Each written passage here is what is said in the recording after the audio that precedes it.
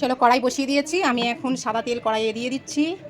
আমি একটু আজকে পাঁপড় ভাজবো, ব্যাট পাঁপড় আছে, পাঁপড়গুলো ভাজবো। ব্যাট পাঁপড়গুলো আমি এখন ভাজবো।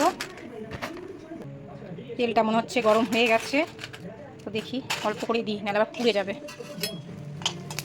বাবা তেল ছিটকা আসছে, ভালোই ফুলছে। ছান্তাটা কোথায় রেখেছি এখন খুঁজে পাচ্ছি না। এক বাটি পাঁপড় ভাজা হয়ে গেছে আমার, এই যে এক বাটি হয়ে গেছে। করিস না, থাক বাটিতেই থাক। এবার পাঁপড় ভাজাগুলো খাওয়া হবে। এটা মাকে দেবো এখন পাঁপড়টা। বসো, পাঁপড় ভাজা খাও।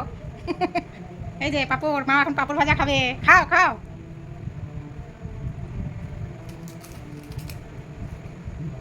মা এখন বসে বসে পাঁপড় ভাজা খাচ্ছে।